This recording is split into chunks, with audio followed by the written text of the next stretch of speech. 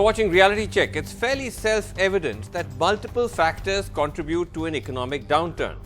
Could one of them be the government's resistance to criticism and corporate India's reluctance to dish it out? Take the case of Rahul Bajaj of Bajaj Industries, who broke corporate India's code of silence at a business awards ceremony in Mumbai, where, as a member of the audience, he did some plain speaking to the BJP's big guns on the stage, including Home Minister Amit Shah. Amongst the things Rahul Bajaj said is that under UPA 2, we, presumably corporate India, could abuse anyone. We don't have the confidence that you, the Modi government, will appreciate open criticism. We are scared, he said. He said there is a quote-unquote hawa of intolerance. To this, Amit Shah said that your question itself shows there is no fear, no one needs to be scared. If you say there's an atmosphere of fear, then we have to change it. We are not scared of any sort of criticism. So far, so good. But then, within the next 24 hours, came a series of tweets from government ministers. Nirmala Sitharaman, finance minister, saying always a better way to seek an answer than spreading one's own impressions, which on gaining traction can hurt national interest.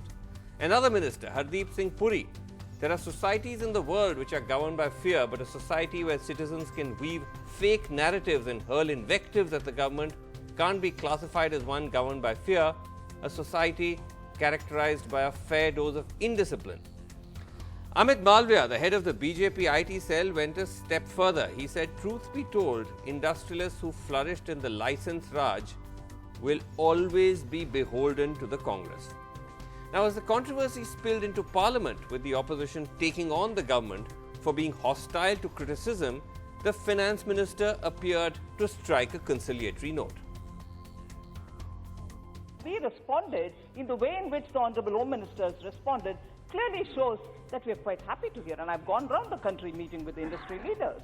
I've gone around the country where people, both in the social media and in my face, have told me, oh my God, you're the most worst finance minister we've seen, not even waiting for 6 full months before I could finish my term. I've not said anything to them, nor have I responded in an acceptable way. On the contrary, I've said, please give me more ideas, we'll work on it. And therefore, to constantly be told, there is an industry leader who stood up to ask questions, talking truths to power. Yes, please do talk. Okay, I spoke earlier to another outspoken corporate leader, Kiran Shaw, perhaps the only one who has come out in support of Rahul Bajaj, and I asked her about this supposed climate of fear and the government's hostility to dissent. You tweeted basically a story reporting Rahul Bajaj's exchange in that awards ceremony, saying, hope the government reaches out to India Inc. for working out solutions to revive consumption and growth. So far, we are all pariahs, and the government does not want to hear any criticism of our economy. So, in a sense, are we to understand that you broadly seem to be in agreement with what Mr. Bajaj said? Yeah, I think Mr. Bajaj has always, been outspoken. He has always been the strong voice of corporate India. And I think it's good that he raised this issue. And I'm also happy to see what Amit Shah said. He actually said that, no one should fear, and if this is the sentiments, that he would look into it. I think that was the right response to hear from the government. So I think it was important for Mr. Bajaj to raise this issue, and I'm glad to see the government respond the way it did. Right. Though I do believe that, the response that the finance minister made, saying that, if that such criticism would, kind of get into a national concern if it is too strong, I don't agree with that. I think we are all very nationalistic. We all want the economy to revive, and we all want the government to succeed in reviving the economy. Right. And that's the point I'm making. Why is it that criticism is viewed as anti-national or anti-government for that matter? Well, that's what I was going to ask you, because the funny thing is that you're right, that Amit Shah did say that there's nothing to fear and that, people are free to criticize the government. But almost as if to prove Mr. Bajaj's point, a whole bunch of other government ministers, including members of the BJP, have sort of tweeted against him. You mentioned Nirmala Sitharaman, who you're right. She said that there are better ways of seeking answers than spreading one's impression, which can hurt national interest. Hardeep Singh Puri, another minister, tweets saying that citizens, a country or society where citizens can weave fake narratives and hurl invectives at the government cannot be classified as one governed by fear. It's a society characterized by a fair dose of indiscipline. And you have the BJP IT cell head Amit Malviya essentially suggesting that Rahul Bajaj has benefited during the license permit Raj of the Congress. Well, it's very unfortunate that, you know, a positive statement from Amit Shah has to be followed by these kind of, you know, statements which are not correct. I don't think anyone should, you know, attack Mr. Bajaj the way they have. I think Mr. Bajaj has a right to raise the issue. I think India Inc. actually was relieved that he raised that issue. And I think, you know, we should now get on with reviving the economy. I don't think we should start making it into a political discourse. That's the problem. I think everything starts kind of delegating to a or denigrating to a political level, which it shouldn't. Well, it shouldn't. But then, you know, where would you ascribe? Suddenly, Yeah, Mr. Amit Malviya. Yes, go ahead. Mr. Amit Malviya attacked me saying, oh, because you are because you have political motives, that's why the government doesn't want to reach out to you, which is ridiculous. I don't have political motives. I've made it amply clear that I'm extremely apolitical. I was as critical of UPA 2 as I have criticized this government for. So I have only one thing which I have vested interest in, and that is our country, and that is our economy. I appreciate what you're saying, that when it comes to the economy, it shouldn't become political.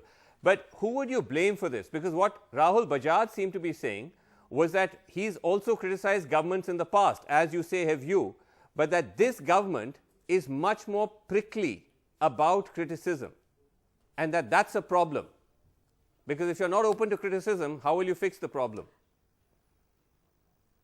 Would you agree with that? So I really don't know who is responsible. Yes, I agree that, you know, I think the government has to be a lot more open.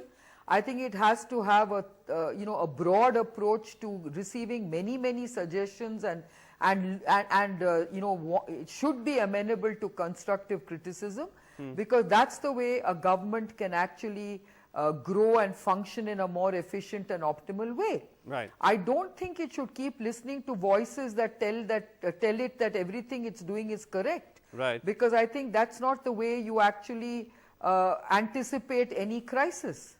But your tweet got a response. You must have seen that the finance minister tweeted back at you saying, to your tweet saying that, you know, don't treat us as pariahs, meet us. She tweeted back at you with a list of all the people she's met, a number of trade delegations, industry delegations in different parts of India. So the government seems to be saying that contrary to what people like yourself are saying, that they are actually meeting India Inc. and they are listening. Well, I'm very happy to hear that. You know, I'm glad that they're reaching out and they're getting you know, help from India Inc. or at least getting some support from India Inc. because that's the way it should be. So I'm happy if that's happening, and I want it to, you know, become even greater. So that's all that I want for. It's not that they should reach out to me personally, but I think they should reach out to India Inc. They must reach out to the industry bodies much more than they used to in the past. Right. Because all that I hear amongst the industry bodies is that it's a sort of a need to connect basis kind of invitations that they they receive. Okay. But tell me this though, that if the government does claim that they are doing outreach and they are taking measures to try and turn things around, why is that in your view not happening? I mean, you saw the latest numbers, the growth numbers, we all saw that. There is a problem, yes? Well, there is an economic slowdown. I don't think there's a denial. Nobody can be in denial.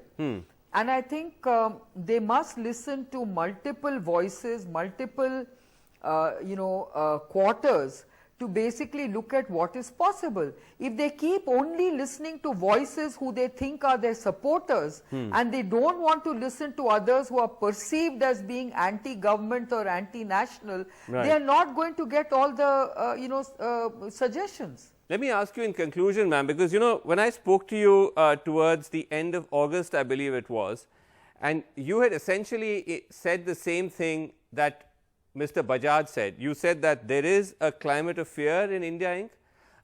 There's a fear that if you speak up, and I'm quoting you, there will be some kind of tax terrorism or something that will happen. You'll have a knock on your door.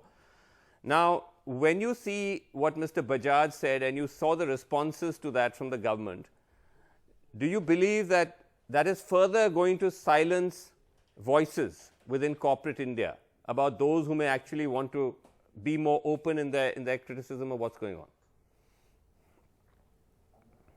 Well, I don't think you're going to see more voices speaking up. I really believe that this whole, cloud will lift when the Prime Minister, when the Commerce Minister, when the Finance Minister actually calls a bunch of CEOs and has a sort of a roundtable discussion on the economy. I think it's very important for them to basically build that bridge between corporate India and the government. Right now, I still believe that they are dealing with us at arm's length. All right, Kiran Shaw there joining us tonight on the show. We have with us Praveen Chakravarti, who's chairperson of the Technology and Data Cell of the Congress Party, Sunil Alag, independent business consultant, and in the studios, N.R. Bhanumurthy, Professor, National Institute of Public Finance and Policy. Thank you all patiently for listening in. If I can just start with you, Sunil Alag, what do you make of this unfolding, in a sense, controversy where you have Rahul Bajaj speaking up?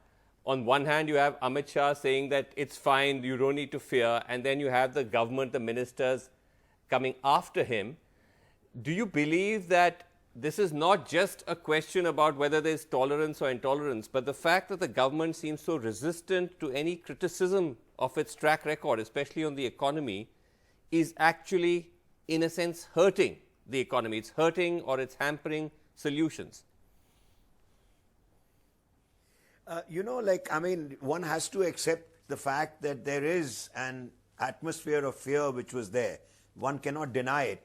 Why did that atmosphere arrive was primarily because of all governance factors which were introduced and all things becoming criminal rather than just leaving it as civil. For instance, the CSR thing which got removed after 1 month. Right. But everything that was said was if the corporate doesn't do, we are going to put you behind bars. And that's what brought about that perception or that image. But to say that the government is not listening is perhaps wrong, because on the CSR, when we went to them, they listened. Right. On 5th of July, I criticized the budget as not keeping, they were going in too much on the supply side, not looking after the demand side, not being involved with the lower people and whatever the middle income group, not giving them anything. So they are, and all the actions that they've taken, you're going to get the results in another 3 to 6 months. Okay. So the question is that why is there an atmosphere? And Amit Shah has rightly said, look, if there is an atmosphere, it was not his intention and he has to do something about it. But so then he's come he across says very that, positively. Why but have he all the says, other ministers jumped in? Yes. I'm just saying, yeah, sorry. No, that was my question to you. That Sorry. This is what now you a are pattern. saying is that, look, that why you have all have the other people, ministers? Yeah, ministers jumping in. 3-4 ministers, party IT cell head, going after a businessman for not saying anything that's substantially provocative or controversial. Isn't that a problem? Yeah, I think what has happened is, like if you go back in history, the king says, I want to do something, and then the rest of the team goes way out to deliver much more than what is expected of them. So all the ministers that have come out and spoken are really trying to please Mr. Modi, which they shouldn't do. It's a fact. I mean, Mr. Shah should have been left. He as a Home Minister has said, let's go back. They are quite open to suggestions. And I've come on number of TV shows where everybody just complains about the economy. Right. And I say, where are the suggestions? Nobody has any suggestions. So let's come out with suggestions and see what happens. Praveen Chakravarti, do you agree? Do you think that the government, barring that as Sunil Alagh puts it, these are, the courtiers trying to be more loyal than the king, but the government is by and large responsible to people speaking truths to power when it comes to the economy? Or do you believe, as I think you've argued, that actually the absence of listening to dissenting views is actually hurting economic growth? Yeah, no, absolutely. Somebody spoke about history, so I want to quote Martin Luther King when he said, there comes a time when silence is betrayal. And we really have gone through those moments in Indian history. Just imagine, Srinivasan, back in November 2016, if we had a few of these industrialists come out and say, no, Mr. Modi, demonetization is just a wrong policy. It is just harmful. It just hurts. Or imagine if they had said after GST, this is bizarre. Please go ahead and change this. This is not how you implement such a dramatic, drastic tax regime change. Would we have been in the position that we are today? Not speaking truth to power has cost us very, very dearly over the past many years. Right. Yeah. But Praveen, would you say that this is unique to this regime? Because aren't all regimes, including under the Congress, resistant to criticism? Not at all. I mean, barring the fact that most industrialists give 11 out of 10 for a union budget, yes, and which has happened, I think, for the last 2 decades, let me Always. point out that somebody as respected and senior as the then chairman of the HDFC Bank, Deepak Parekh, actually wrote an opinion piece days before the 2014 election, almost imploring voters to vote. Right. For vote against the Congress. So I actually think it's not true at all to claim that this was the atmosphere that was prevalent all through. Right. If anything, we probably went to the other extreme during UPA too. But having said that, I think this, I want to point out that the other major point that I want to point out with respect to this Rahul Bajaj intervention is if someone as experienced and senior as an industrialist such as Mr. Bajaj had the opportunity at an awards function, he got invited to an awards function, B, he got an opportunity to ask the Home Minister and the President of the BJP a direct question and he got an answer. Imagine the 40 lakh small and medium enterprises that constitute 3/4 of our country's economy. Imagine what they are feeling and imagine, do they even have an outlet to say these things? So let us step back and acknowledge, as I think your fellow panelists said, that there is an atmosphere of fear. Right. And certainly not speaking truth to power has cost us very, very dearly. Okay. And there's no point denying any of this. Okay. Professor Bhanumurthy, is it again, I mean, industrialists hedging their bets, trying to play it carefully is not a new phenomenon in India. Yes. But has that problem become magnified recently? And is that actually translating into growth? I mean, is it actually hurting, the government's ability or willingness to fix problems? Actually, Vasu, if you remember, until even last month, the government has been in the denial mode that there is not much problem in the economy. Even today, somebody said that GDP is going to be a history. I mean, we have to look at different indicators. Oh, yes, that's right. I think that this kind of statements actually this is one of the BJP MPs, Nishikant Dubey, I believe, said so that GDP will soon be something of the past. It was not part of Mahabharata and all those things. So, the fact is, there is a slowdown in the Indian economy for quite some time. And government kept on denying that fact until we have seen some kind of leading indicator showing up. Now, if you look at, to be fair to this government, since the budget, July budget, I think the government, particularly the finance minister and the finance ministry, I am sure they have been looking at many of the comments that is being made in the press regarding to the GDP growth and economy, and that is one of the reasons why they have taken a series of measures. I am told there are something like 36 measures that have been taken post July. So, although they have taken, my feeling is that there is some kind of a delayed kind of a response that has come from the finance ministry. Even now, I think there is, it's very important, as many other commentators have said, not only the politicians, I think the finance ministry should meet economists and see what kind of a problems, what kind of solution that can be provided for the government for the next budget at least. So I think there is a need for some kind of a dialogue In fact, they should have done one big important thing. They should have called all-party meeting and said that there is a need to discuss where the economy is going. And similarly, they should have done with and try and get people on board. Yes, I think that should have been the priority. You know, Sunil Alagh, the point you were making is that these are sort of ministers or members of the BJP who are trying to be more loyal than the king. But it's not just simply about people being critical on Twitter, though that itself can be intimidating. If you have people like the BJP IT cell actually accusing a businessman of having Congress links. But if you go beyond that, if you look at a pattern where anybody who takes a critical view of this government can actually face material consequences, as Kiran Shaw was saying, there are people who've been raided, who've been targeted by government agencies. You've recently had somebody who wrote a critical piece against the Prime Minister on the cover of Time magazine. He's lost his Indian overseas status. Look. So yeah. I'm just saying I'll take two. That isn't this just beyond being I'll trolled take on two Twitter? Quick points. One is the point. I'll take 2 quick points. One is the point raised earlier on GST. The Prime Minister feels that unless something is introduced in India, you can never get it right. So if you're trying to get something perfect for the last 10 years, you've been trying to introduce GST, they've introduced it. But the Prime Minister knew that the number of suggestions that have come in, the number of changes that have taken place, at least it's there. But if you kept waiting, it would never get introduced. So let's put that GST thing aside because they are listening. Again, the budget came out in July and everybody said so many things were wrong. There has never been so many changes in a budget as this time. So you can't say the government is not listening. Again, they are listening. Right. Now, all the people that you've listed out, my assessment is that they are basically to do with the government that have gone by or ministers or party members.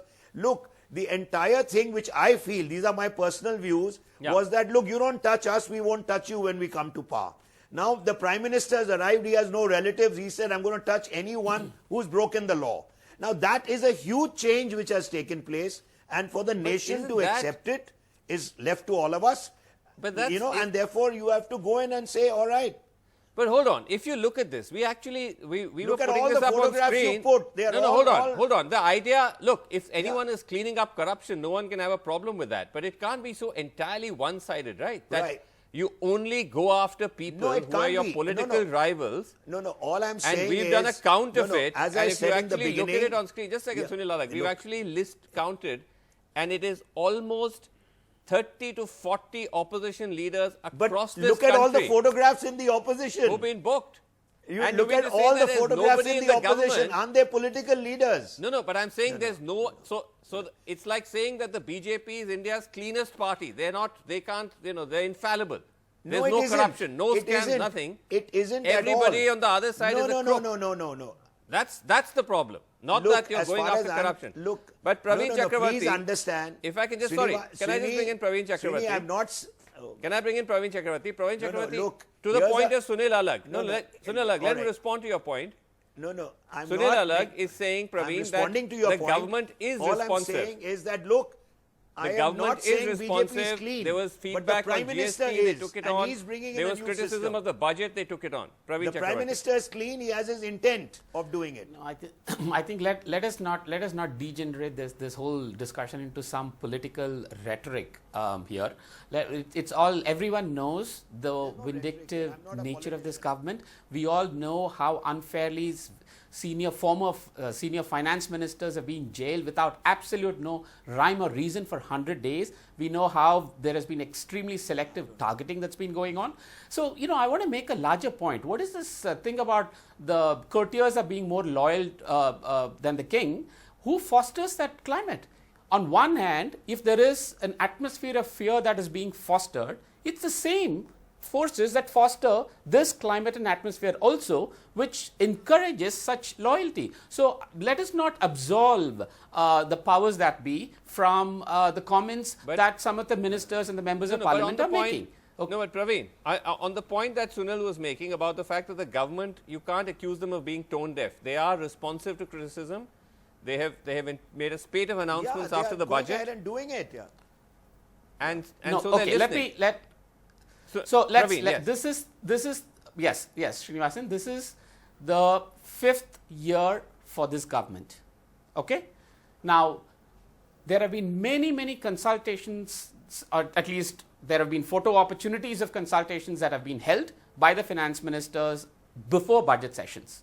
Okay, this is not the first budget that is being presented. Right. This is not the second. This is not the third. This is the 6th budget by the Narendra Modi government. Now, every time you have consultations, do they really matter? Are people allowed to speak freely in those consultations? Right. Why are we discussing this after 6 budgets? Where is Okay. the consultations? Why is this being raised now? So Last clearly, from if there you, were Professor. consultations, we wouldn't be in the situation we are in today. Professor Bhanumurthy? No, I think we need to keep the GST out. I mean, because it's a work in progress. Okay. There are many other. Everybody agrees that this is one of the biggest reform that happened in the country since independence in the taxes side. Right. So it's a work in progress. Okay. But I think the whole problem happened with this government is that there, as I told you, I mean they kept on denying that there is no slowdown.